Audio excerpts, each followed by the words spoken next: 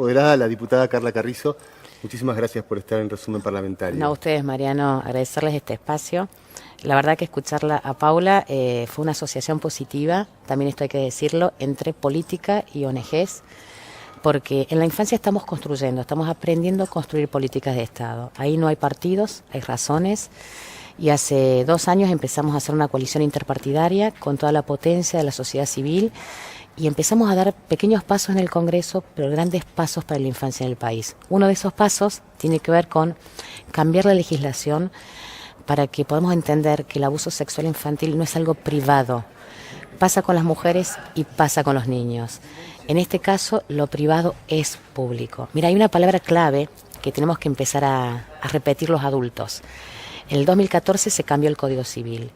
Los hijos y los niños no se poseen, se respetan. La idea es que ya no tenemos patria potestad, no es una propiedad. La biología no da derechos a violar derechos.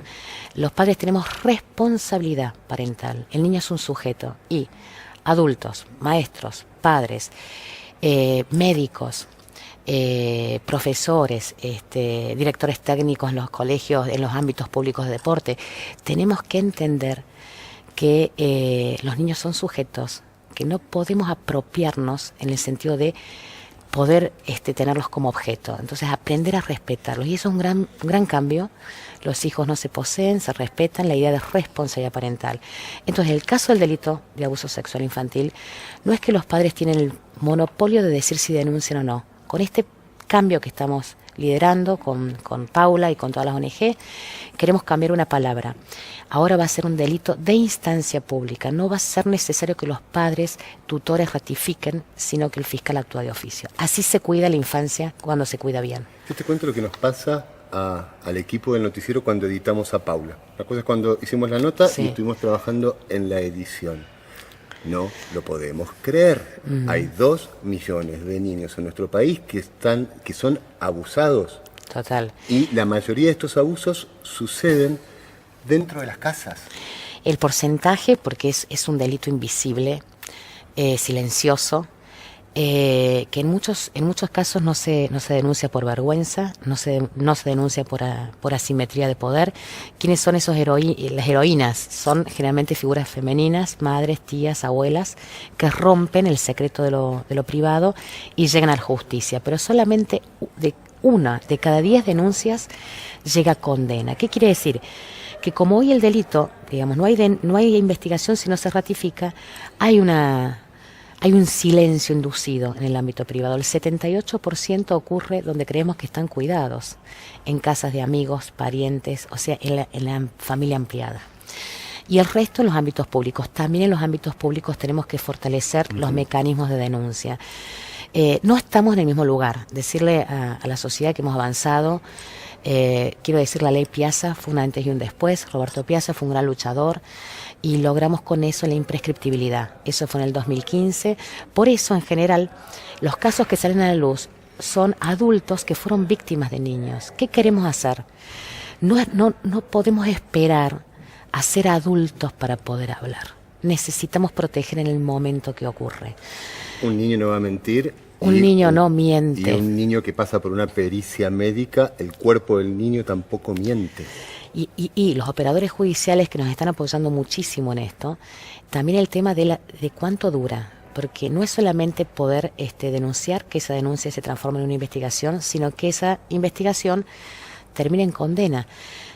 El promedio lo vemos en la corrupción, pero también lo vemos en delitos privados. El promedio de duración de un juicio para una condena por abuso es de 7 años en Argentina.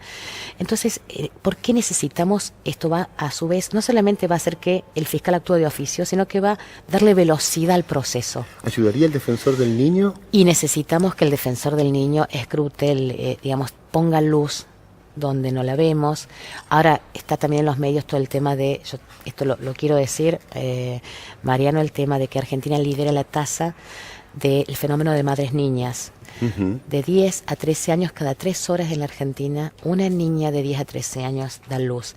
Eso no es una maternidad elegida, esa niña es víctima de un abuso sexual. Entonces tenemos que, si tuviéramos el defensor del niño en las 19 provincias que adeudan, y un defensor nacional automáticamente interviene para proteger el derecho de esa niña a ser niña, nada más. Después es víctima. Está viendo un trabajo del Congreso de la Nación en cuanto al tema abusos. Se sancionó con fuerza de ley el tema de la pornografía infantil. Yo siento que hay un país, esto, digamos, por los años que tengo, hay un país que no miramos. Es decir, estamos entre los 10 primeros países en consumo de pornografía infantil, somos el tercero en la región y nuestro país es un negocio de 250 millones de pesos. Es terrible. Por suerte ahora también hicimos un avance, y es que la pornografía infantil ya no es delito solo cuando se comercializa, sino cuando se posee, que era un debate, ¿no? También es un hilo muy fino lo público y lo privado. Entonces ahora avanzamos. ¿Por qué? Porque es un delito conexo, la pornografía y el abuso. Porque el que posee tiene que generar. Bueno, nosotros lo hemos visto, por ejemplo, que en instituciones públicas 2 casos de anestesistas, en La Plata y en Mendoza, cuando los niños, digamos, están anestesiados para hacer estudios, son filmados, es terrible, o sea, entonces ahí necesitamos, como decís vos, Mariano, poner luz en el ámbito público y en el ámbito privado, pero darle a la justicia las herramientas para que la infancia tenga derecho y condena, porque si podemos condenar, el umbral para violar la protección a un niño va a ser mucho más alta. Va a ser mucho más costoso abusar de un niño. Te saco un poco del tema del abuso infantil y en la Cámara de Diputados, cuando se trató el tema tarifas que se va a tratar hoy en el recinto de senadores, ustedes se abstuvieron. ¿Cuáles fueron las razones de esta abstención?